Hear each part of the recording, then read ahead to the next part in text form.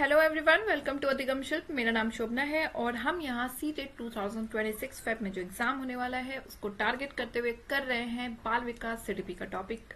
और पेपर 1 हो चाहे पेपर 2, दोनों के लिए ये वीडियो इक्वली बेनिफिशियल है। आज हम थियोरी पार्ट कर रहे हैं यहाँ पे, और हमने इससे पहले के वीडियोज में आंकलन पे बात कर लिया था, और आज हम इवैल्यूएशन के बारे में बात करेंगे। इवैल्यूएशन का जो टॉपिक है मूल्यांकन, ठीक है। अब इसमें तमाम चीजें ये जो है, ये हिंदी पैडागोजी हो, इंग्लिश पैडागोजी हो, चाहे आपके सेक्शनल पैडागोजी हो, चाहे आपका सीडीपी का टॉपिक हो, सब में ये क्वेश्चंस आपके देखने को मिल जाते हैं आंकलन और मूल्यांकन से। सो इस टॉपिक को बहुत अच्छे से आपको जानने की जरूरत है, और जो भी कंटेंट मैं इसमें रख रही हूँ वो आपके एग्जाम्स में जो क्वेश्चन आए हैं उनको ही हम टारगेट करते हुए करते हैं। वीडियो ज्यादा लंबी नहीं हो जाए, इसलिए जल्दी जल्दी हम इनको जो है एक 1 शॉर्ट रिवीजन इन पे करेंगे। चलिए देखते हैं इवैल्यूएशन यानी कि मूल्यांकन होता क्या है। इवैल्यूएशन यानी कि मूल्यांकन क्या है? मूल्यांकन हमारा एक सिस्टमेटिक प्रोसेस होता है जिसमें हम जो है किसी लर्नर्स के, किसी अधिगमकर्ता के जो है, हम उनके जो है उनकी जो भी लर्निंग चीजें हैं उनको हम लर्निंग या फिर नॉन लर्निंग चीजें, मतलब कि शैक्षिक और गैर शैक्षिक तौर से हम जो है उसको क्या करते हैं, उसका मूल्यांकन करते हैं, ठीक है। अब इवैल्यूएशन में क्या है आपका? इवैल्यूएशन यानी कि मूल्यांकन जो है ये आपका शैक्षिक होता है एक, जिसके अंदर आपका आ गया असेसमेंट, ठीक है।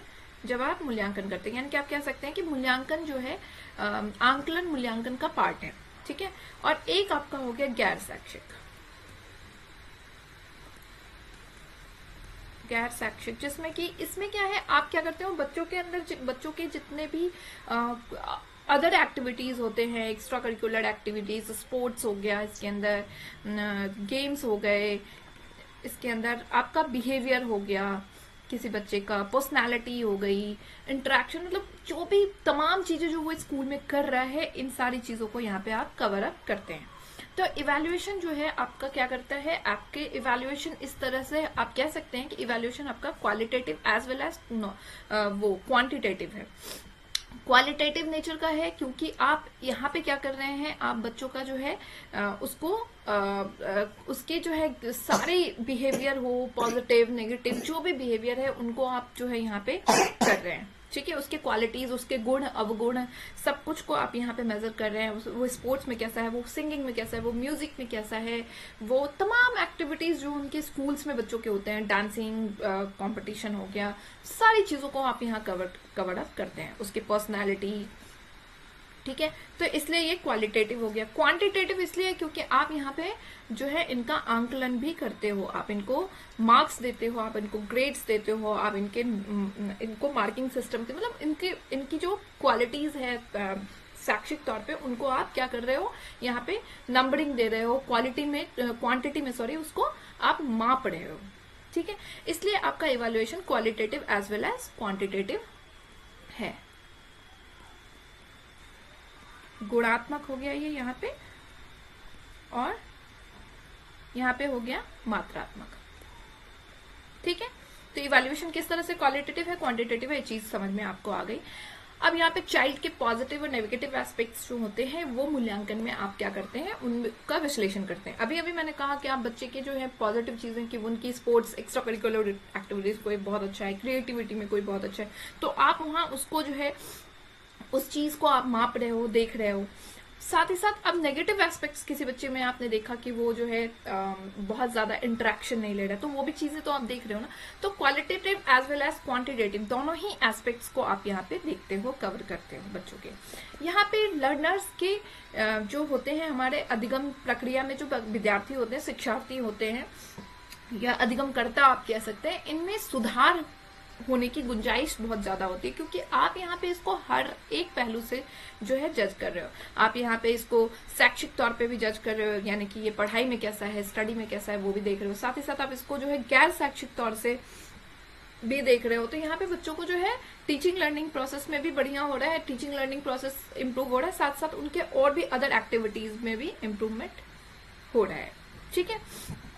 ये इवैल्यूएशन ये भी हमको बताता है कि लर्नर्स जो है कैसे सीख रहे हैं, क्या सीख रहे हैं। अब कैसे, जैसे आप मान लो कि आपका जो है आप कोई चीज लर्न कर रहे हैं, तो जब आपका इवैल्यूएशन होता है, मूल्यांकन होता है, तो यहाँ पे पता लगता है कि आपने क्या सीखा। ठीक है, अब आपने क्या सीखा और कैसे सीखा, ड्यूरिंग क्लास सीखा, ड्यूरिंग क्लास में आपने किस तरीके से सीखा, ये सारी चीजें यहाँ पे कवर अप होती है। तो आप कह सकते हैं ये व्यापक तौर पे इवैल्यूएशन हमारा होता है, जिसमें आपको जो है बच्चों के तमाम एक्टिविटीज, शैक्षिक और शैक्षिक जो है होता है। ठीक है, और यहाँ पे जो है सारी चीजें आपकी शैक्षिक गैर शैक्षिक तरीके से आप इसको इवेल्युएट करते हो। इवेल्युएशन के कुछ कैरेक्टरिस्टिक्स हैं, आइए देखते हैं क्या है। जो है इसके कुछ विशेषता होती है अपनी। अब ये विशेषता क्या है कि वैलिड यानी कि मान्य होना चाहिए। वैलिड यानी कि मान्य का मतलब है कि जब आप किसी चीज का परीक्षा ले रहे हैं, एग्जाम ले रहे हैं, तो वो एग्जाम जो आप ले रहे हैं वो इस बात का एग्जाम ले रहे हैं कि जो वो बच्चा जानता है। जैसे कि आपका एग्जाम है कोई भी चीज का, जैसे 10th बोर्ड ही आप बच्चों का लेते हैं, तो आप एक सिलेबस दे देते हैं बच्चों को कि आपका सिलेबस ये है। जब आप सिलेबस से क्वेश्चन लेते हैं, क्वेश्चंस करते हैं, एग्जाम लेते हैं, तो ये एग्जाम मान्य माना जाएगा। अब ऐसा नहीं कर सकते आप कि 10th के बच्चों को आपने सिलेबस कुछ और दिया और क्वेश्चन कर दिया 11th का, तो ये वैलिड नहीं होगा, मान्य नहीं होगा। ठीक है, ये चीज आपकी हो गई वैधता, वैलिडिटी, मान्यता। ठीक है, आपका जो है रिलायबल होना चाहिए, विश्वसनीयता यानी भरोसेमंद होना चाहिए आपका इवैल्यूएशन यानी कि मूल्यांकन। यानी कि आप किसी भी परिस्थिति में, किसी भी तरीके से, किसी भी कंडीशन में आप जो है जो क्वेश्चन आप पूछ रहे हैं उसका जो एक उत्तर होगा वो एक तरह से हो। ठीक है, सब जगह से आपका जो आंसर होगा वो किसी भी मतलब कोई और भी जांचे तो उसका आंसर एक ही हो। जैसे लेट सपोज कि आप A+B का फॉर्मूला है, तो ये हर हाल में जो है आपका क्या होना चाहिए, एक जैसा ही होना चाहिए। ठीक है, प्रैक्टिकल होना चाहिए। प्रैक्टिकल मतलब कि आपका व्यवहारिक होना चाहिए, जो क्वेश्चन आप पूछ रहे हैं वो व्यवहारिक तौर पे जो है आपका उसके साथ में रिलेशन होना चाहिए।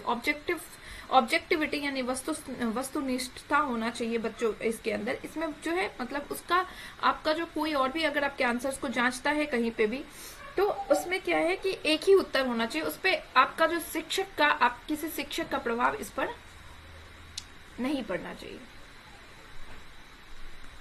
ठीक है, कहने का मतलब है कि आपका जो ऑब्जेक्टिविटी होनी चाहिए वो उस पे अगर कोई आंसर कोई और टीचर चेक कर रहा है तो वो भी वहां पे उसका प्रभाव नहीं पड़ना चाहिए कि मतलब किसी की तरफ इंक्लाइंड हो गया, किसी की तरफ जो है ज्यादा बायस्ड हो गए, तो इस तरह की चीजें नहीं होनी चाहिए आपकी। तो ये कुल मिलाकर के इनके इवैल्यूएशंस के अपने जो है वो होते हैं। मूल्यांकन है उसके अंदर इंपॉर्टेंट टर्म आता है CCE यानी कि कॉन्टिन्यूअस एंड कॉम्प्रिहेंसिव इवैल्यूएशन। दोनों को CCE कॉन्टिन्यूअस और कॉम्प्रिहेंसिव मूल्यांकन जो है ये एक व्यापक तौर पे है आपका। ठीक है, और इसको इंट्रोड्यूस किया गया था RTE एक्ट 2009 में। ठीक है, ये जो आपका है CCE ये स्कूल बेस्ड इवैल्यूएशन होता है, मतलब कि स्कूल में जो है इसका आपके स्कूल में जिस स्कूल में बच्चा एनरोल्ड है उसमें ये इवैल्यूएशन होता है, जिसके तहत बच्चे का ओवरऑल डेवलपमेंट देखा जाता है। ओवरऑल डेवलपमेंट कहने का अर्थ है यहाँ पे बच्चे का आप जो है एजुकेशन देखेंगे, उसकी स्किल्स देखेंगे, उसकी पर्सनालिटी देख रहे हैं, स्पोर्ट्स देख रहे हैं, उसका ओरल वर्क देख रहे हैं, उसका रिटन वर्क देख रहे हैं, उसका बिहेवियर देख रहे हैं, उसका इंटरेस्ट देख रहे हैं, मतलब डांसिंग हो गया, तो मतलब सिंगिंग, आप तमाम चीजें जो बच्चों का होता है ओवरऑल डेवलपमेंट कह सकते हैं आप। यानी कि इसके अंदर जो है बच्चों का सर्वांगीण विकास जो है देखा जाता है, यानी होलिस्टिक डेवलपमेंट एक तरह से हो गया बच्चे का। आप देखते हैं इसके अंदर होलिस्टिक डेवलपमेंट। ठीक है, तो आपका ये CCE का जो है मोटिव क्या है कि ये बच्चों का होलिस्टिक डेवलपमेंट, इसमें सारी चीजों का आप देखते हैं बच्चों का, गैर शैक्षिक शैक्षिक सारी चीजें इसके अंदर आती है। कारण क्या है, रीजन क्या है CCE का, कि इनका मोटिव ये है कि एग्जाम स्ट्रेस को कम करें बच्चों को। ठीक है, इसके अंदर बच्चों का होलिस्टिक यानी सर्वांगीण समग्र विकास हो जाए। टीचिंग लर्निंग प्रोसेस इसके थ्रू इम्प्रूव होगा, क्योंकि जब आप बच्चों को सिर्फ आप एजुकेशन ही दे रहे हैं तो बच्चे कहीं ना कहीं बोर हो जाएंगे, क्योंकि बच्चे आपके पास में 7 से 8 घंटे स्कूल में रहते हैं।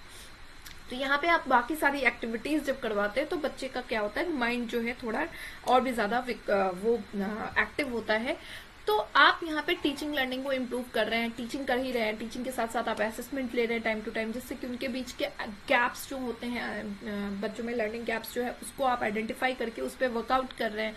साथ ही साथ आप बच्चों का सारे तरीके से विकास करने की कोशिश कर रहे हैं। तो ये चीजें सीसीई में होता है। अब सीसीई में दो टर्म आपने देखा, कॉन्टिन्यूअस और कॉम्प्रिहेंसिव इवैल्यूएशन। अब देखते हैं वन बाय वन इनमें कॉन्टिन्यूअस में क्या होता है और कॉम्प्रिहेंसिव इवैल्यूएशन में क्या आपको देखने को मिलता है। ठीक है, चलिए अब कॉन्टिन्यूअस इवैल्यूएशन क्या है। कॉन्टिन्यूअस इवैल्यूएशन जब आप बच्चे को थ्रू आउट द सेशन आप जो है यहाँ पे बच्चे का वो कर रहे हैं, इवैल्यूएशन कर रहे हैं। तो पूरे लेट सपोज कोई बच्चा क्लास 5th में है, तो आप क्लास 5th के बच्चे का थ्रू आउट द सेशन जब तक वो 6th तक जा रहा है, तो यहाँ तक के सफर जो है क्लास 5th से 6th तक जाने के सफर में आप उसको जो है तमाम चीजों को जो है आप यहाँ पे आंकलन कर रहे हैं, मूल्यांकन कर रहे हैं। अब इसके अंदर आप क्या क्या बेसिस है, आप किस तरह से मूल्यांकन करेंगे। आप यूनिट टेस्ट बच्चों का ले सकते हैं, क्लास टेस्ट ले सकते हैं, असाइनमेंट्स ले सकते हैं, यानी कि आप एक तरह से फॉर्मेटिव असेसमेंट इसका पार्ट हो गया। प्रोजेक्ट्स हो गया आपका कि प्रोजेक्ट्स देते हैं बच्चों को करने के लिए, वहां पे प्रोजेक्ट्स में बच्चों को ग्रुप्स में बांट देते हैं और फिर आप देते हैं। तो यहाँ पे आप जो है बच्चों को ओपन एंडेड क्वेश्चंस के थ्रू बच्चों का दिमाग खोलने की कोशिश कर रहे हैं कि बच्चों का विकास हो जाए। ऑब्जर्वेशन करने को दे रहे हैं बच्चों को, कोई टॉपिक दे दिया, वहां पे आपने बच्चों को बोला कि अपने थॉट्स बताओ, अपनी चीजें बताओ, जिससे बच्चों के अंदर जो है उनका एक तरह से ये भी एग्जांपल हो गया आपका ओपन एंडेड क्वेश्चन का कि आपने बच्चों को जो है ऑब्जर्वेशन के थ्रू आप बच्चों के इवेल्युएशन कर रहे हैं यहाँ पे। ठीक है, ओरल वर्क के थ्रू आप कर देंगे, रिटन वर्क हो गया। तो ये तमाम चीजें जो हैं ये इसके पार्ट्स होते हैं कॉन्टिन्यूअस इवैल्यूएशन के। पूरा सेशन चलता रहता है, थ्रू आउट द सेशन ये चलता रहता है जब तक कि बच्चा एक सेशन को कंप्लीट करके दूसरे की तरफ मूव ना कर जाए। ठीक है, ये हो गया आपका कॉन्टिन्यूअस इवैल्यूएशन, नाम से ही कॉन्टिन्यूअस यानी कि कॉन्टिन्यूअस पूरा ही चलेगा। कॉम्प्रिहेंसिव इवैल्यूएशन जो है ये व्यापक है आपका। व्यापक तौर पे ये क्या है कि आप इसमें बच्चों का शैक्षिक प्लस गैर शैक्षिक तौर पे इवैल्यूएशन कर रहे हैं। ठीक है, कैसे? शैक्षिक तौर पे तो आप असेसमेंट ले ही रहे हैं, ठीक है, आंकलन कर रहे हैं। अब वो आपने तरीका देख ही लिया आंकलन करने का शैक्षिक तौर पे। गैर शैक्षिक यानी कि को स्कोलास्टिक एरियाज में जो है क्या है, आप बच्चों की स्किल्स को देख रहे हैं कि वो किस तरह से जो है उसका स्किल कितना है। साथ ही साथ आप बच्चों के एटीट्यूड और वैल्यूज को देखने की कोशिश कर रहे हैं कि बच्चा का बिहेवियर कैसा है, उसका एटीट्यूड कैसा है, उसकी मोरल वैल्यूज क्या है, स्पोर्ट्स में कैसा है, फिजिकल एजुकेशन में बच्चा कैसा है, art, music, dance, health, hygiene, तमाम चीजें इसके अंदर आ गई। मतलब कि बच्चा जब स्कूल में रह रहा है, ठीक है, तो स्कूल में वो एक तो एजुकेशन लेता है, पढ़ाई करता है, ये तो हो गया आपका शैक्षिक, ठीक है, जिसमें आप असेसमेंट लेते हैं बच्चों का। ठीक है, जो अभी अभी हमने कॉन्टिन्यूअस में देखा।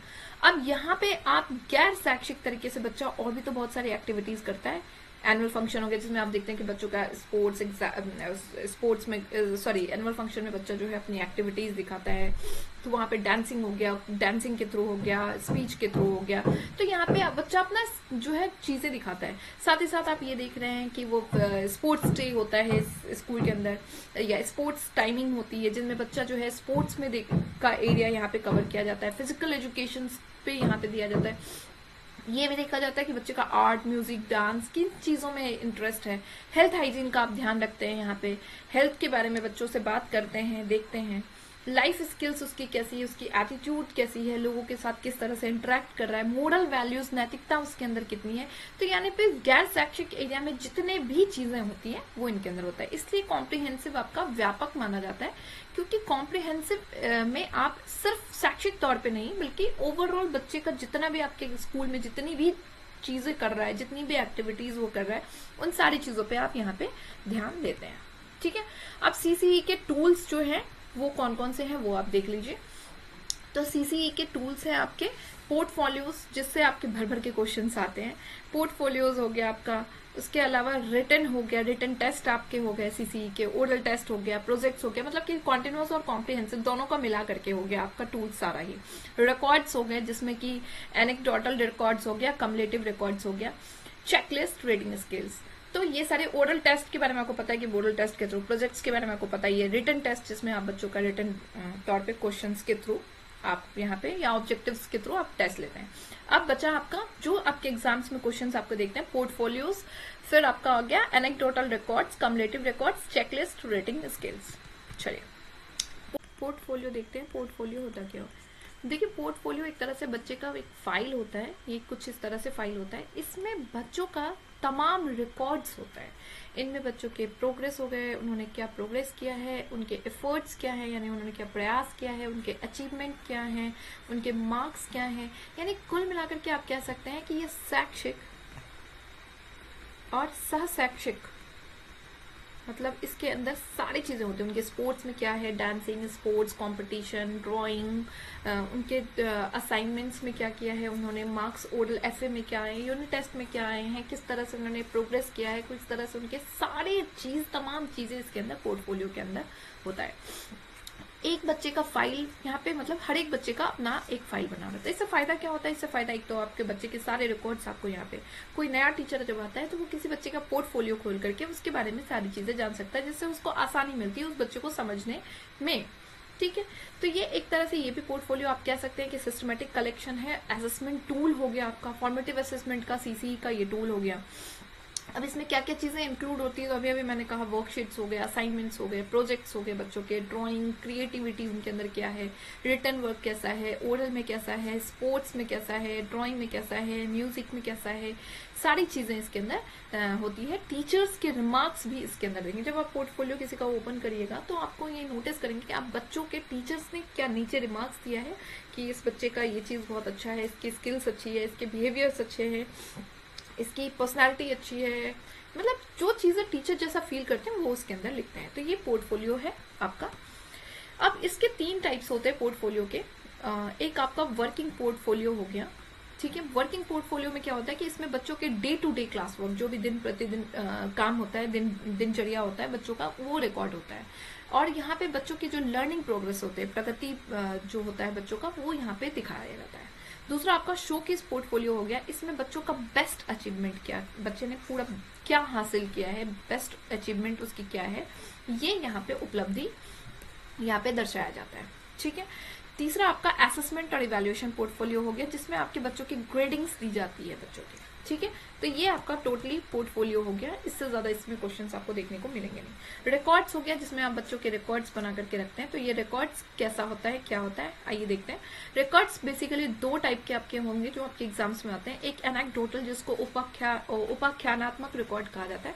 इसमें बच्चों के स्किल्स, बिहेवियर और एटीट्यूड के बारे में बताया जाता है, यानी कि बच्चों का क्या कौशल है, उसका व्यवहार कैसा है और उसका एटीट्यूड कैसा है, इस पर जो है किसी चीज को लेकर के उसकी क्या दृष्टिकोण है, क्या सोच है, इसको दर्शाया जाता है। यहाँ पे ये जो रिकॉर्ड किया जाता है, ये after session, after the class record किया जाता है। ठीक है, ये चीज होगी। स्पेसिफिक होता है, ये फैक्चुअल होता है, मतलब फैक्ट्स को यहाँ पे दर्शाया जाता है यहाँ पे।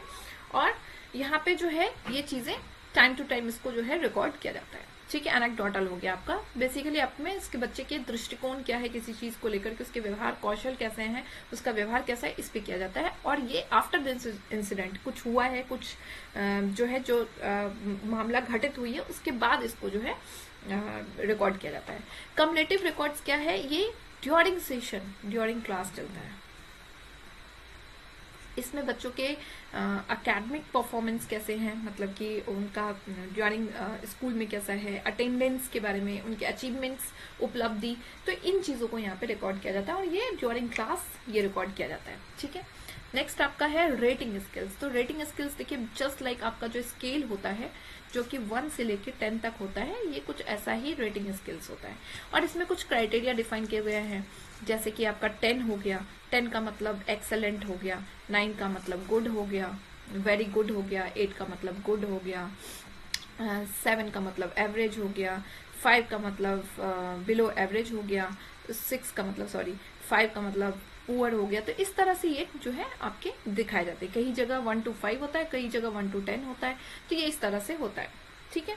और इसमें जो है रेटिंग्स के थ्रू आपको देखेंगे, आप कई बार देखेंगे कि ये जो स्केल में जब रेटिंग्स दी होती है तो उसके नीचे टीचर्स जो होते हैं जब उनको ग्रेडिंग देते हैं तो उनके नीचे वो स्केल को डिफाइन भी करते हैं कि इस 5 का मतलब क्या है, 6 का मतलब क्या है, 7 का मतलब क्या है। इस तरह से ये रेटिंग स्केल्स आपकी होती है, ठीक है। नेक्स्ट आपका क्या है, नेक्स्ट आपका है, ब्लैंक हो गया मेरा स्क्रीन, हाँ, नेक्स्ट आपका रूब्रिक्स है। रूब्रिक्स क्या होता है, इसमें आपके जो है ये भी एक स्कोरिंग गाइड होता है, टूल्स होता है, जिसमें आप बच्चों के जो है रिटन और ओरल जो है अचीवमेंट्स यहाँ पे जो है रिकॉर्ड करते हो। मतलब कुल मिलाकर के बच्चे ने जो मौखिक उपलब्धियां हैं प्लस उनके जो रिटन यानी कि लिखित उपलब्धियां हैं उसको आप क्या करते हो यहाँ पे रिकॉर्ड कर रहे हो, ठीक है। ये आपका रूब्रिक्स स्कोरिंग गाइड होता है जो कि बच्चों के परफॉर्मेंस लेवल को आप जो है बच्चों का जो है जो प्रदर्शन हुआ है उसको ये बताता है, ठीक है। कुल मिलाकर के रूब्रिक्स के बारे में इतना है। चेकलिस्ट आपका एक सिंपल असेसमेंट टूल होता है जिसमें आप बच्चों को जो है आप बच्चों के चेकलिस्ट कैसे करते हैं, यस और नो के तहत आप बच्चों का चेकिंग कर लिए, या फिर प्रेजेंट, जैसे स्कूल में आपने बच्चों का अटेंडेंस लिया तो प्रेजेंट और एब्सेंट, कुछ इस तरह से आप बच्चों का जो है चेकलिस्ट करते हैं। जांच सूची इसको हिंदी में कहते हैं, सिंपल असेसमेंट टूल है। So this is all for today. Video अगर अच्छी लगती है तो प्लीज चैनल को लाइक, शेयर एंड सब्सक्राइब जरूर करिएगा। मिलते हैं नेक्स्ट सेशन में नेक्स्ट वीडियोस के साथ में, तब तक के लिए bye bye and take care.